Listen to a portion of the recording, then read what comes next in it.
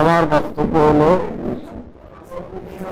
মানে সংসদীয় গণতন্ত্রে বিরোধী নেতা বিধানসভা তার একটা উপযুক্ত মর্যাদা আছে, একটা প্রোটোকল আছে, একটা সম্মান আছে।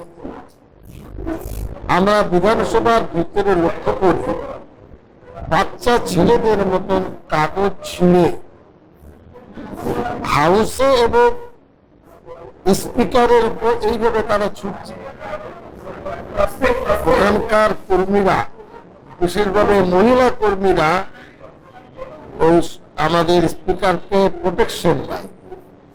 যদি তারা না থাকতো তাহলে মনে হয় বিধানসভায় মানে স্পিকার মার খেত। এত মারমুখী অসভ্যতা, বর্বরতা, আর প্রতি সময় উত্তেজনা। মুখ্যমন্ত্রী যখন বক্তব্য রাখেন তারা ওয়াকআউট করে, আর যখন থাকেন না তখন চেঁচামেচি করে। এই অভদ্র আচরণ কেন করছেন জানি না। বাংলার ইতিহাসে বিধানসভার মধ্যে অশালীন আচরণ বিজেপি যেটা করেছে, এর আগে কেউ করেছে বলে জানি না। এই যাদের আচরণ বিধানসভায়, তো বাইরে তো তাদের এই আপনার অন্যায় অকাজ কুকাজ হবে। একে ধিক্কার জানানো দরকার। বাংলার মানুষকে বোঝা দরকার, বিরোধিতা থাকবে সংযতভাবে, থাকবে সমীচীনভাবে, কিন্তু মানে এই উল্টো পাল্টা অন্যায় আইন বিরোধী কথা বলে গলা ফাটিয়ে দিল্লি পর্যন্ত আওয়াজ পৌঁছানো, এতে কিছু লাভ হবে।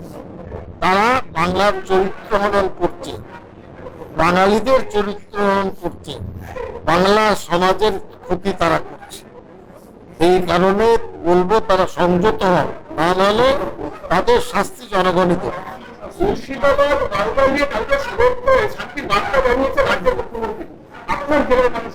আমার বক্তব্য হলো শুধু জেলার নয়, সারা রাজ্যের কাছে শান্তি তো হলো মূল মন্ত্র।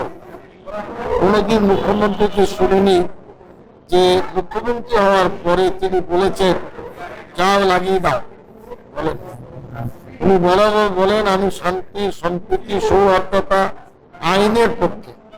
বেআইনি কাজ করলে যে কেউ করে আমি ছাড়বো না, আর মানুষকে সংযত হতে বলেন। সম্ভবত এই মুখ্যমন্ত্রী তো আমাদের নেত্রী, আমাদের মুখ্যমন্ত্রী, তার কথায় 100% আমাদের মতামত। আমি নিজেও কাল একটা ভিডিও বার্তা দিয়েছি।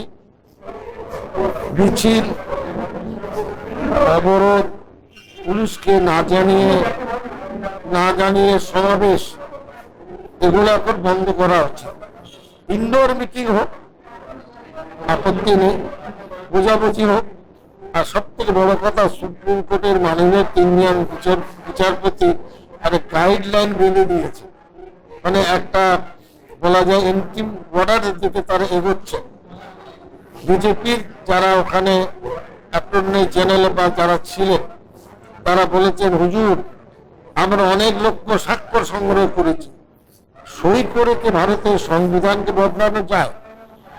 সই করে কি কারো অধিকারকে কেড়ে নেওয়া যায়? মৌলিক বিষয় নিয়ে এবং আর্টিকেল 26 নিয়ে বিচারপতিরা বলেছেন। এখানে তারা এটাও বলেছেন শান্তির কথা, ওখানে জঙ্গিপুরের কথা উঠেছে, এটা দুঃখদায়ক। যারা করেছে প্রায় 200 মানুষকে ধরপাকড় করেছে, এতে ভালো, একটা ভালো পদক্ষেপ। আমার বক্তব্য হলো এখন বিচারাধীন, ওটা ছিল সুপ্রিম কোর্টের বিচারের আগে। এখন যখন বিচারপতিরা দায়িত্ব নিয়েছেন, বিচার যখন চলছে, তখন আপনারা আন্দোলন করে বিচার ব্যবস্থাকে ব্যাহত করবেন। আমরা আইনের পক্ষে। একটা ছিল শুনানির আগে, এখন শুনানি চলছে। আজকে 2 থেকে 3 পর্যন্ত সরকার পক্ষের অ্যাটর্নি জেনারেল বা আর কেউ তারা উত্তর দেবেন যুক্তিযুক্তভাবে। মাইন্ড সেট আপ তাদের হয়ে গেছে। সন্তোষজনক উত্তর না দিতে পারলে আমাদের খুব আশা এবং ভরসা তিনটি বিষয় স্টে অর্ডার হয়ে যাবে। সেটা তিনটে পরে আপনারা জানতে পারবেন। এটা তো আমাদের হাতে নেই, সবাই দেখবেন, আমিও দেখব। তবে আমাদের কর্মী, জমিয়ে তলমার কর্মী বা কেউ বা কোনো মসজিদ বা কোনো পাড়া এমন কোন আচরণ না করি যা আইনের সাথে সংঘাত করবে। পুলিশকে না জানিয়ে রাস্তায় নেমে গেলেন, তারপরে জমায়েত করলেন, এগুলো ঠিক না। আমরা এর বিপক্ষে। আমরা যেটা বলেছি, সুপ্রিম কোর্টের হস্তক্ষেপের আগে সুপ্রিম হস্তক্ষেপ করেছে, এটা খুব পজিটিভ। দায়িত্বপরায়ণতার কাজ সংবিধানকে রক্ষা করা।